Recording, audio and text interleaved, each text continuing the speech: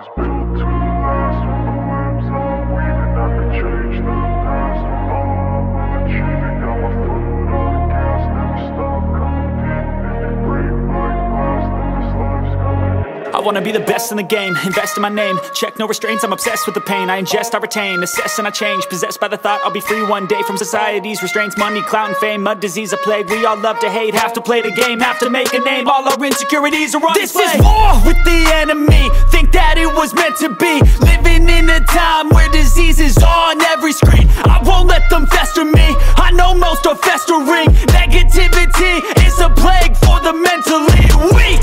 No mercy, all I got is working. Never stop searching, never quench the thirsty. I'm toxic and psychotic with this logic, you can't stop it. It's been chronic since I was a boy, so neurotic and chaotic. Even when you feel low, you can still go. Even when you feel slow, you can still go. Even when there's no hope, you can still go. I never answer to no, man, I still go. Go, go, go, go, go.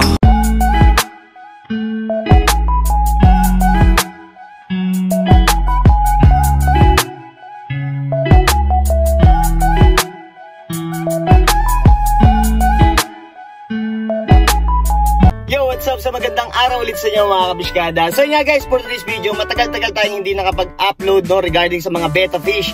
And marami rin sa ating mga kahabi na nagtatanong kung meron tayong mga beta na available.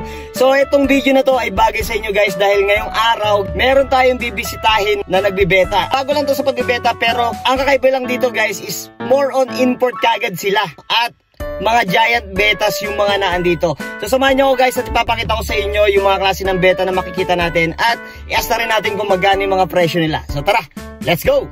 So guys, ayan, kabababa lang natin dito at nandito nga tayo ngayon sa Eco Verde dito yan sa May Tanawan, Batangas. At check natin yung area na to dahil meron tayo ditong masisipat na mga giant beta. So matagal-tagal na rin tayong hindi nakakapag-vlog regarding sa mga beta fish at marami rin sa ating nagtatanong kung meron tayong mga available beta. So dito baka may masipat kayo mamaya na ipapakita ko sa inyo yung mga sample ng mga beta fish nila.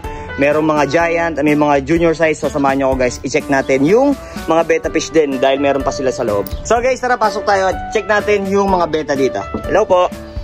Ayun po.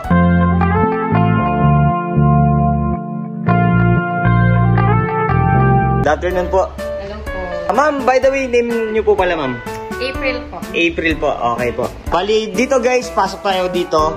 So, again, nandito po tayo sa Eco Verde, dito yan sa May Tanawan, sa Batangas City. And yung mga beta fish na naandito na ipapakita ko sa inyo mamaya is more on mga giant sila. And ang kagandahan dito guys is mga import sila from Indonesia.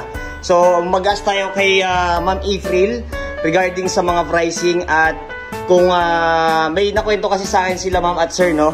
And shoutout din pala kay Sir Alan na naka-duty ngayon dun sa business nila. So, ask natin yung mga klase ng beta fish and kung ano yung presyo na ibibigay nila dito. So, baka may maisipat kayo dito mamaya ng mga magagandang beta fish. So, check natin yan. Let's go! Magandang araw mga kapiskada. Ako nga pala si April. Ako nga pala ang owner ng Madam Beta. Ako po ang reseller ng Giant Beta from Indonesia po. Ang negosyo po talaga namin is nasa food industry po kami. Then, naisip po namin na mag-display po ng mga isda kasi nakawala po siya ng pagod, stress. And yung mga yung mga beta fish po, na-breed po namin siya. Then, sa katagalan ho, naisip po namin na mag-import po ng mga giant beta fish po sa Indonesia. And eto na. Naka-establish na kami at located kami sa Darasa 216 sa Batangas City po. Meron din po kami link sa Shopee, Lazada at nag-ship po kami through Lalago po at saka LBC. So guys, pakita ko muna sa inyo yung mga beta kasama si Ma'am April. Check natin yung mga available na giant beta na nandito kasi dalawang klase ito guys. Meron silang mga junior size and meron silang mga giant beta na nandito. So ma'am, kapag dun sa mga mag-walk-in and order sa inyo, anong oras po ba kayo available dito pag pupunta po sila? Available po kami ng 10 AM po to 7 PM. Then, pwede mo po kayo mag-message na po sa page namin sa Madam Beta. Alright, so PM lang kayo muna sa kanilang FB page pag drop by kayo dito kasi meron silang business dun sa labasan so baka hindi nyo maabutan si ma'am. At dito, yung makikita natin mga beta fish dito guys is itong rack na to, dito muna tayo. Bali, yung sukat ng tank nila dito is 2.5 gallons. Ito yung ideal na tank, no, para sa mga giant beta. So, ito talaga yung mga gandang size compare sa yung mga ibang maliliit, no, nakagaya nito, mga 4x6x8. Ayan. So, pag malalaking mga beta, much better din na malalaki din dapat yung lagayan nila. Alright? And then, dito po sa mga beta na makikita natin dito, guys, is mga import sila from Indonesia. Ayan. Pakita ko sa inyo yung mga ibang sample.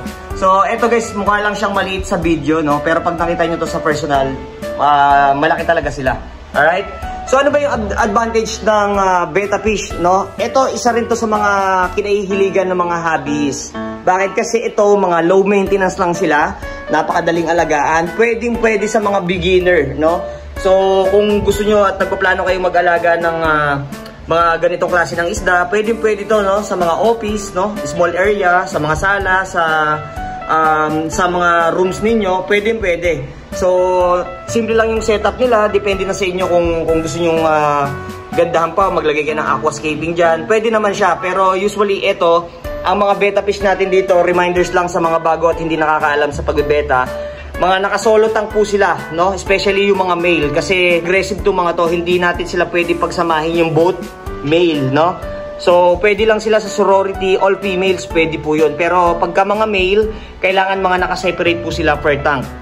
And kung mapapansin nyo din dito, meron sila dito mga harang nakagaya nito, mga karton, no?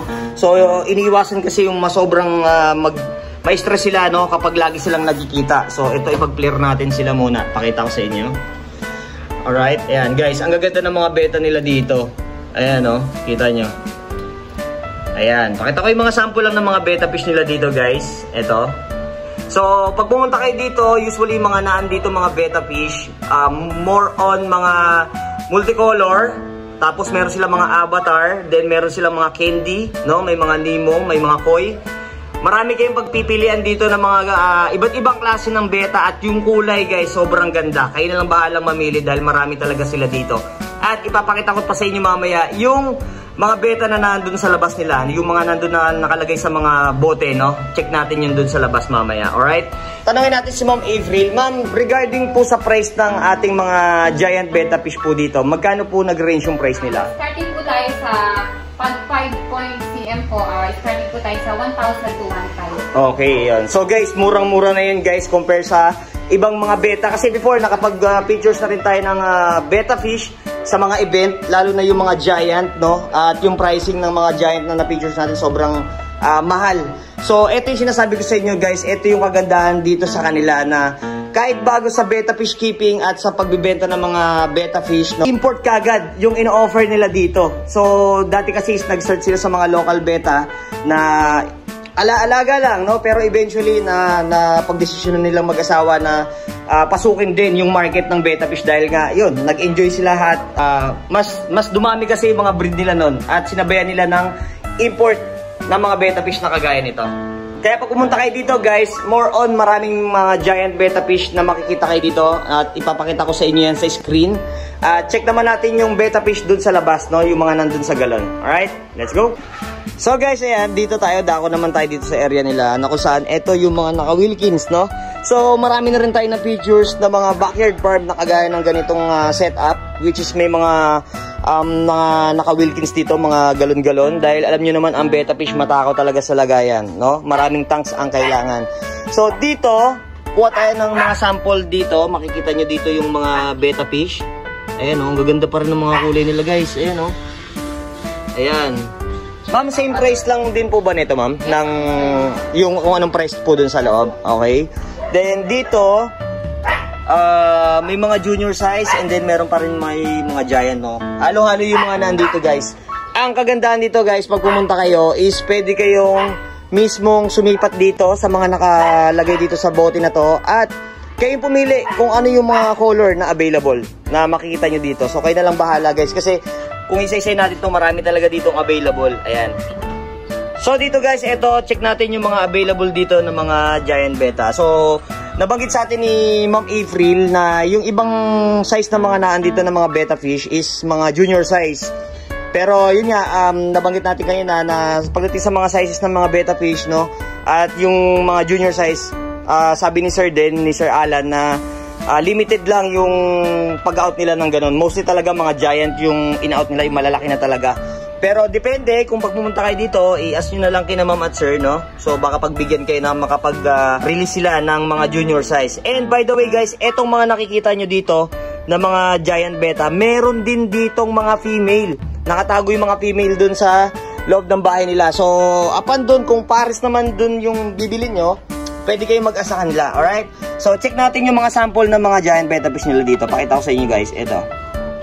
So sa tagal natin nag-skip, no, na hindi na tayo nakapag-breed ng beta, mostly hindi na natin familiarize, no, yung ibang strain dahil marami na rin lumalabas. Ito, pakita ko lang sa inyo guys, ayan, no.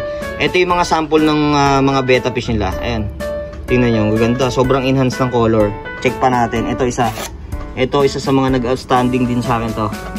Check natin yung kulay. Ayan, napaka-active ng mga beta nila dito guys, ayan, no. So check lang natin para hindi masira yung pins. Mailap. Ito guys, ayan, tingnan nyo naman guys, ayan, no. Grabe, ang ganda. Ayan, ito yung mga sample na makikita nyo dito. Kaya sabi ko sa inyo guys, yung mga nandito sa bote na to, kayo na lang yung bahala na sumipat dyan dahil marami pa kayo makikitang beta fish na kagaya nito. Ayan, oh, napaka-solid. Ito pa guys, pakita ko pa sa inyo yung mga ibang klase ng beta nya dito. Ayan. So, kahit bago-bago pa lang sila sa pagbebeta, pero import na lahat yung mga ino-offer nila. Ayan, oh. Ayan. Ganda guys. Ito pa yung mga iba. Ayan, oh, kita nyo. Marami talaga kayong pagpipilian dito. Regard sa color and variant, marami kayo dito guys mapagpipilian. Ito, isa pa to. Check natin. Ganda din na ito. Ito. Ayan, oh. Actually, yung mga nandito guys, kung tutusin, halos i-groom nyo lang din to halos ng konti. Pwede nyo siyang ilaban ng show. Dahil sa ganda ng mga color nila dito, yung mga pattern. Ayan. As ito, marami pa. Yung mga ibang mga sizes, may mga malalaki na rin dito guys. Kayo na lang bahalang mamili dito. Kapag magda-drop by kayo dito sa area nila. Again, etong area guys, located tayo dito sa may Tanawan, Batangas. And yung kanilang FB page, ilalagay natin dito sa screen. Then, pwede kayo mag-PM sa kanila regarding sa pricing and yung mga available na beta fish nila. Alright? So, pwede kayo mag-inquire. PM nyo lang din yung FB page, Madam Beta, then kay Ma'am April po. Meron tayong nakita sa kanila na 50-gallon tank, which is, ito is community tank, no? Na may mga tetra, and ito yung sinasabi ko sa inyo kanina, which is yung all females, no? Na mga beta fish and sorority. So, pwede nyo silang pagsamahin. Ito is nakasetup siya. So, dito kasi daw nag-start sila before, no? Yung pag-aalaga lang una, and then eventually, mag-asawa is nakapag-decide na rin pumasok sa beta fish, no? Business. So, yun, napaka-solid. At then ako nga po pala ang owner na Madam Beta. Paki-like na lang po ng aming FB page at pwede po kayong mag-walk-in at 10 AM to 8 PM and message lang po kayo. Nag-deliver po kami sa Lalamove, LBC.